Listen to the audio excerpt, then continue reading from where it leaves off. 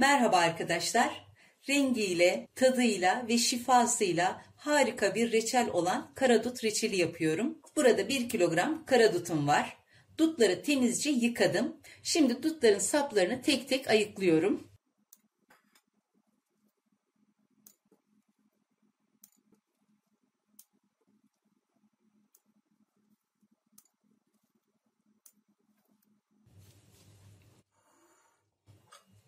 Bütün dutları ayıkladım. Şimdi tenceremin içine alacağım. Karadutun şeker oranı beyaz duta göre daha düşük olduğu için şeker miktarını biraz fazla ekliyorum. 1 kilogram karadut için 900 gram şeker ekleyeceğim. 900 gram şeker klasik su bardaklarıyla yaklaşık 4,5 bardak şeker gelmektedir. Tencerenin tabanına önce bir miktar şeker ekliyorum. Burada 4,5 bardak şeker var. Sonra da dutları üzerine dolduruyorum. Çok hassas olduğu için biraz dikkatli koyuyorum. Kalan şekeri de dutların üzerine döküyorum.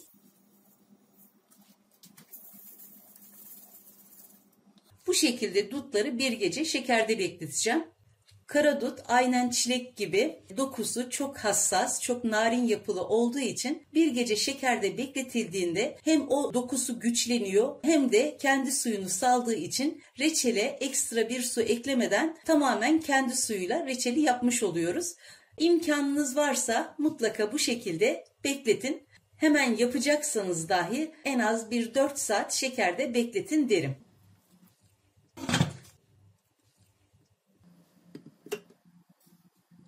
Bir gece şekerde beklettiğim dutlar suyunu iyice saldı. Şimdi ocağa alıyorum. Ocağın orta gözünde, orta kısıkta tencereyi kaynamaya bırakıyorum. İyice kaynamasını bekliyorum.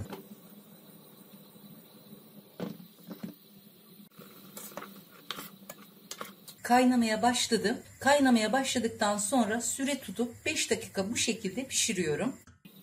Süre doldu. Karadut reçelinin tane tane olması ve çekirdeklerinin içinden taşmaması için reçelin bu aşamasında dutları tencereden almak gerekiyor. Ben şimdi dutları tencereden çıkarıyorum. Bir kevgir ya da süzgeç yardımıyla bu iş kolaylıkla yapılabilir.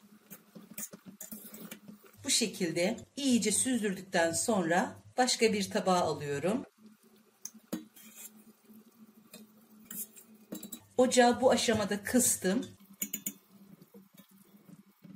Şimdi ocağı tekrar orta ateşe getiriyorum ve şerbet kıvam alıncaya kadar bu şekilde kaynatacağım.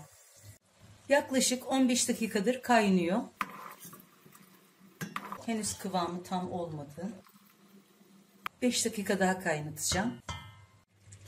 5 dakika doldu. Ocağı kıstım. Dolapta soğuttuğum bir tabağın içine bir kaşık bu reçelin suyundan alıp kıvamından emin olmak istiyorum.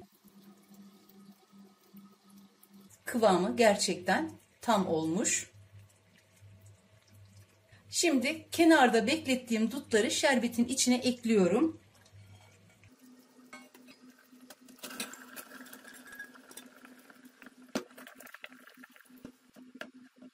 Tekrar ocağı orta kısığa getiriyorum ve bir taşım daha kaynatacağım. Bu aşamada içine minik bir parça limon tuzu atıyorum ya da yarım limonun suyunu ekleyebilirsiniz. Ocağı harlı ateşe getirdim daha çabuk kaynaması için.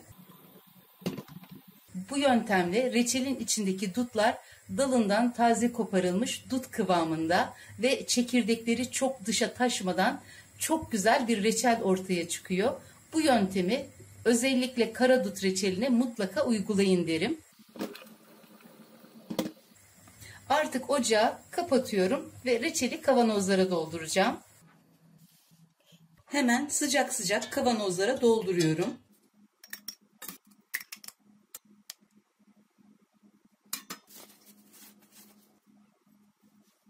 Hiç kullanılmamış sıfır bir kapakla kapatıyorum. Şöyle 3 geri ve 1 ileri yaparak sıkıca kapatıp köşeye bırakıyorum. Ters çevirmiyorum. Kendi kendine vakumlanıyor. Diğer kavanozlara da aynı işlemi uyguluyorum. Bir kısmını da sunum tabağına aldım. Reçeli kavanozlara doldurdum. Sunum tabağındaki reçelin soğumasını bekliyorum. Reçelim soğudu. Birazcık daha soğusa kıvamı daha güzel olacak. Gördüğünüz gibi çekirdekleri taşmadan, dutların bütünlüğü bozulmadan ve kurumadan yumuşacık bir şekilde reçelim oldu. Bu yöntemle sonuç çok güzel oluyor.